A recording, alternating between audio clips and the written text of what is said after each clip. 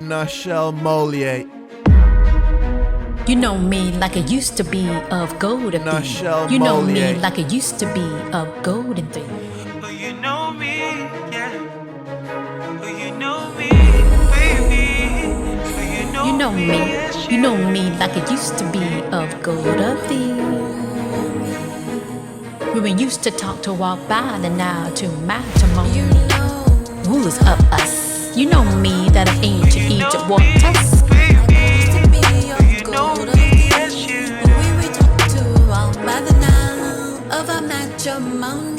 Nichel MOLIAE. Rulers of us, you know me that of ancient Egypt waters of intellect lovers. I'm your maid of trust, no tradition there was of us. You know me, be better than most of things which of ancient Egypt are golly of worth. You know me like it used to be of gold. Welcome everyone, this is Nichel Anderson, and this is my finale, Nichel Anderson Short Stories and Beyond. Let's go ahead and get into this. This right here would be episode 69, entitled Queen Mother Mana Speaks of Wisdom of Divinity. So we're going to focus on that today, and just right before I get into that, I like to kind of go over a couple of things as I'm about to start my summer break that is during the months of June, July, and August. This is my season 8 that I'm wrapping up, 2024 to 2025. And this particular episode is where I go back to my dream of turning my book of Egypt, Mitsrayim, a memoir of a past life in ancient Egypt, into a film. But I started this podcast 8 years ago. So I'm very connected to this journey of podcasting this long, and for my dream to turn that into a motion picture film. That's why I'm here in Atlanta in the name of God. So my particular book, Mitsrayim, a memoir of a past life in ancient Egypt, is the timeline from Princess Amelia. That's basically me. And I'm talking from the book perspective, going through my journey where I am supposed to marry somebody that actually I end up falling in love with someone else. So making that choices, dealing with my own family and they wanted me to be and to be with whom, and also understanding the power of choice. So I do talk about it in that book, as well as finding your soulmate and your true love and what have you.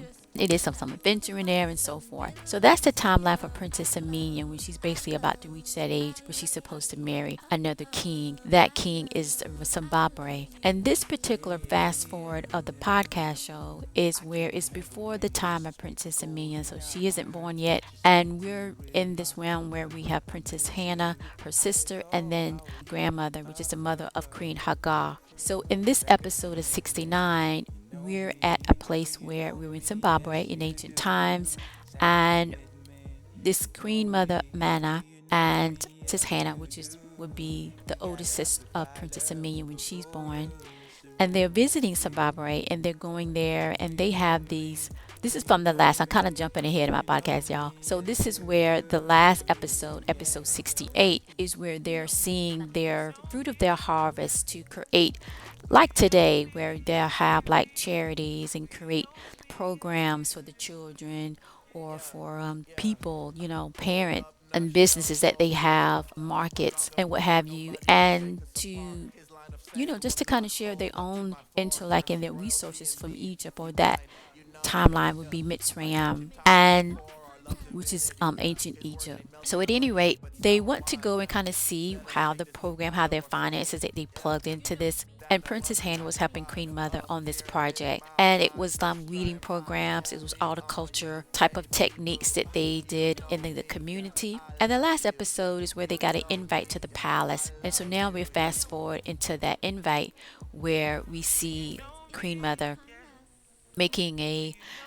very nice type of gesture to attend or not to attend. You'll find out in this episode. So with that done and said, I do want to talk about some else going on with my podcast show and my journey. Of course, like I mentioned earlier, I'm still on the path to raise the funds to do my film In the meantime, I am doing music to help that goal, to help that dream. So do check out my music, and I have some songs that are available. At this particular recording, it's 7 that you can definitely stream. But I do ask you to go direct to my website, and that's MOLIAE.com. You will find a link in the description. You also find some information about the artists, some of the artists that was on it. They helped me. That was some rappers and the R&B. You can definitely check their projects out. On my website, MOLIAE.com, you can buy my songs direct. All right. I do like the remix part of it on that journey of creating music. Check that out. You can only get on my website.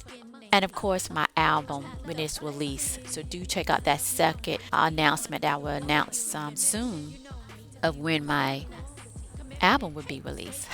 I do ask for your support. I do have MOLIAE.com/shop that you can as well check out with all my merchandise. So do look into that. My YouTube channel, MOLIAE. I'm in the process of doing animation for my MOLIAE short stories. It's basically, like I said, a timeline different from the book that is creating new characters, new storylines, and help to kind of keep the dream, keep moving forward in the name of God.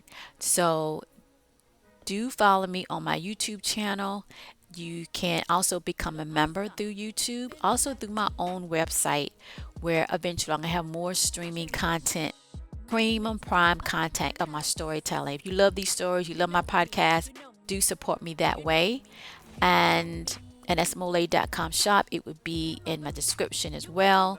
So we went over the highlights from the last podcast. We talked about what you're going to get today for my finale. I do release one episode during the summer just to kind of do a check-in. It's very short before I return back in September, and that would be my 9th year podcasting. Isn't that something? God is great when you're on purpose. Hallelujah. So we're going to go ahead and get into my finale of my season 8, y'all, 2024 to 2025, and we're in the MOLIAE short stories. And again, I am doing some emanation stories on my YouTube channel. It's going to be absolutely amazing. Also, I'm doing my short stories emanation. You can do look at the series as well on my Atlantis. All right. And with that, we're going to get into this. Let's get started. Yes, you do. Yeah. Oh, you know me, yeah. Oh, you know me, baby. Oh, you know me, yes, you do. Yeah.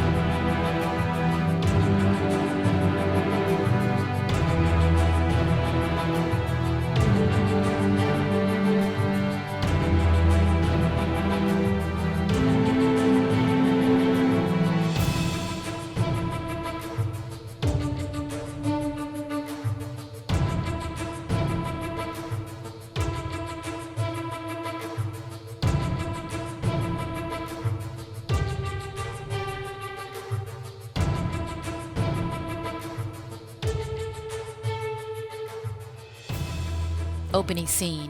The beautiful Esprit rose like most days in Zimbabwe that shine through the first upper level of King Kohan Palace, the floor-length bamboo and mabat. What would be called mahogany in the future generations were over 2 circum in size and over 12 feet tall as they aligned in the accordance to his grandfather instructed the extension of their family royalty should be. King Kohan followed that instruction, and the many steps leading up to this palace presented the front of its pristine of royalty, as set by those of Eket and Okun, as they were the selected genealogy to take over the many mines of that region of the south of Sudan, that in later generation would be called Africa. King Kohan was not at the palace but on other matters of the area of Zimbabwe with his diplomats and craftsmen as he was designing a new connector of town. to his main city of Zimbabwe before he make his rounds to one of the mines he owned, as he heard of a new aspect type of diamonds had been found, and he wanted to see for himself as the excitement grew and grew. While he was away, we see the new wife and future Queen Empress, dressed in the serene yellow and olive cream dress that was draped to the floor, that flapped in the wind, as her long braided hair and some strands of her hair flowing woefully here and there. It was pulled up and showcased her now Zimbabwe crown and her jewelry. Her necklace glistened in the sun that came through one of the full-length windows. She was waiting for the female attendants to bring in the fabric of the quilt wall hanging that she had planned to redo of the world rooms on the second level. As she moved one of her hair strands that rose just above, she remembered of those days of Sumna, for that was what her path to be. She wanted to be one of the queen wives of the Akune in Pleiades, not actually those here on Tamat, later would be known as Earth. As the relationship didn't work out with Nagar, one of the High Akune, even though she gave birth to his son that is being called Danielle. She tried to make the relationship work. It did not. She brushed off that feeling and made do with another Akune, now said to be pregnant with another son that graciously King Kohan would take over as the stepfather, that is, she felt necessity. In the days of Ru, the honor to have any child by one of the Akune set a woman up for prestige. But Instakala wanted to all just the freedom to be and go as what she felt was due to her.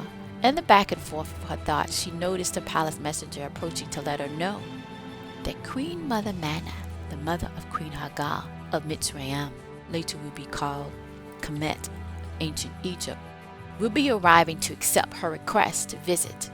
Oh, how she admired their family and Queen Mother Mana to be a mother of Queen Hagar, the luckiest queen in the Sudan and beyond. How she snapped up King Milan's heart is a story that she loved to hear of their love journey was vowed in the heavens of the Kamos and in the Pleiadians galaxy beyond. She started to gather the tidings of the fabric and asked the female attendants to now focus on the royal guests that would be arriving and to make sure everything is in order and perfect, as well as the best tea for the Queen Mother of Mitsrayim.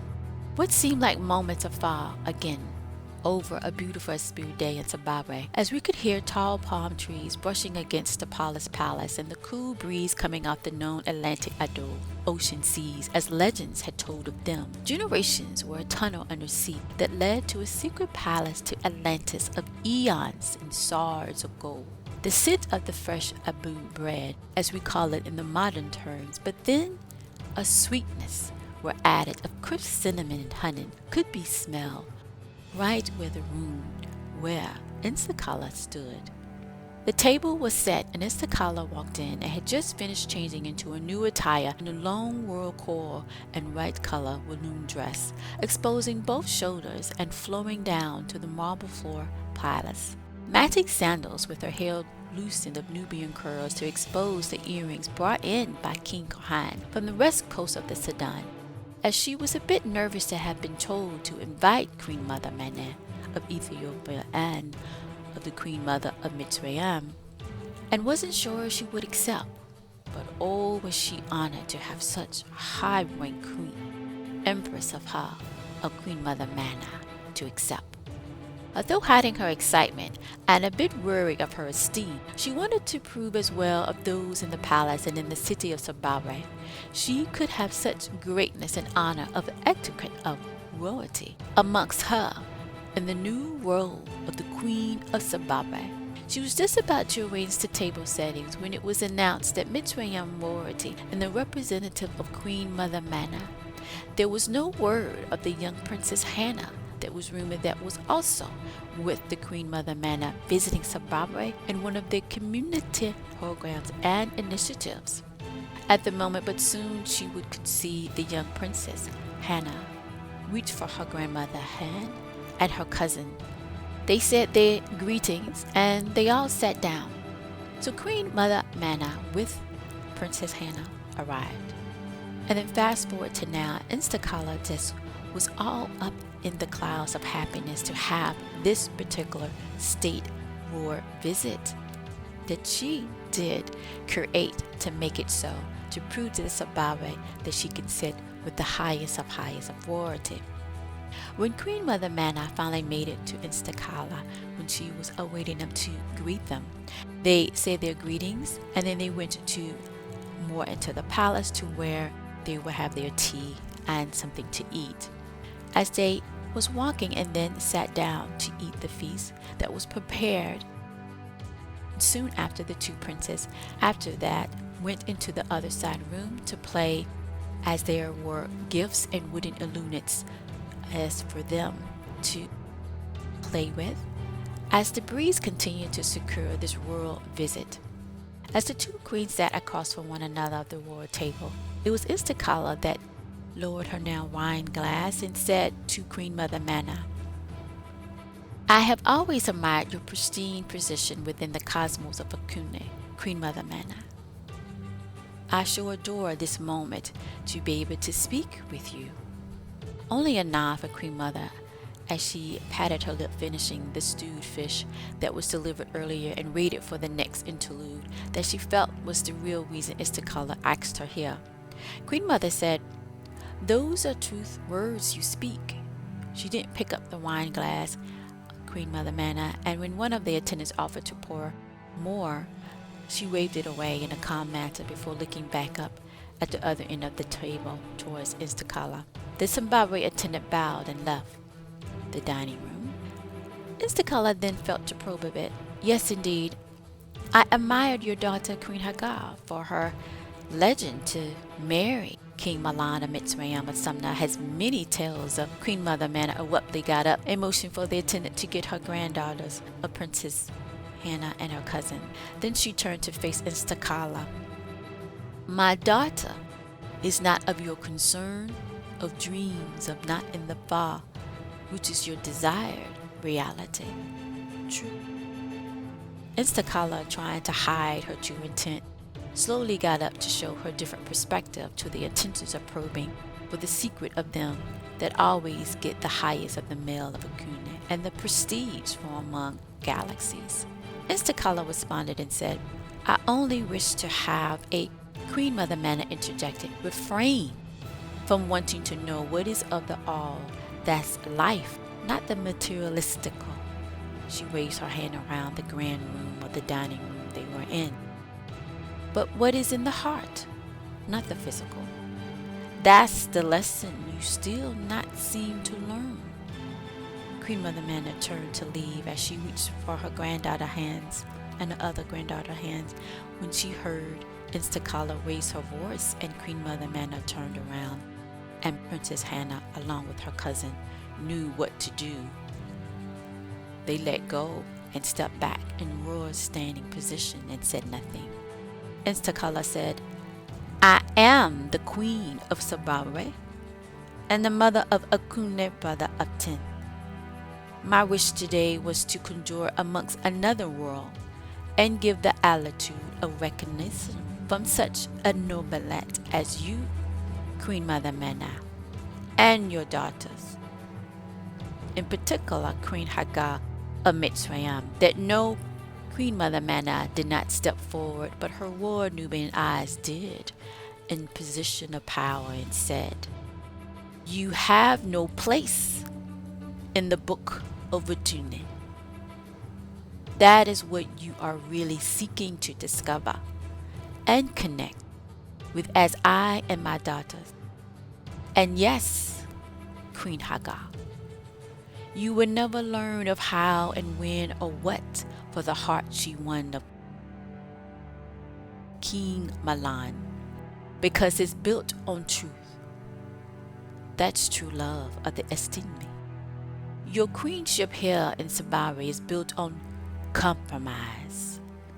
Queen Mother Mana looked down to her belly, to Instakala belly, and back up, for knowing the truth, as Queen Mother Mana looked direct into her eyes. "And thus your lure into working of my family serves no purpose Rather, what your mind requires and you need to do is focus on this era of opportunity to realizing what you will never have, and that is a queen of a. Truth is only power when you accept for what is the true reality. Queen Mother Mallet abruptly turned around as she reached for her two princesses' hands and quickly held them as they royally left. Princess Hannah asked her grandmother, "Have you?" As they walked down the long corridors with guards on either side, and they continued to look forward. And as they reached the outer rims of the palace doorways and walked down the steps, Princess Hannah asked her grandmother, "Was that often how a queen responds? That are of etheric lights forward?" Queen Mother Manna royal crown sparkled as they made it leaving the platform of the palace, and they stepped inside the awaited guarded chariot. Queen Mother Manna said, "When the need of righteousness of the mind is to clarify, then the truth you speak as a future queen will solidify not only your worth, but alignment to the cosmos. It is not physical representation that you should seek. The attunement of leadership of such. That's the path." "Oh, Princess Hannah said. We could hear both of the young princesses as they squeezed their grandmother's hand and rested their head on her arms as they continued to walk down the royal palace towards the waiting guarded chariot in Zimbabwe. And then they finally stepped inside their guarded chariot as it positioned itself to move forward on the way back to Mitsrayim.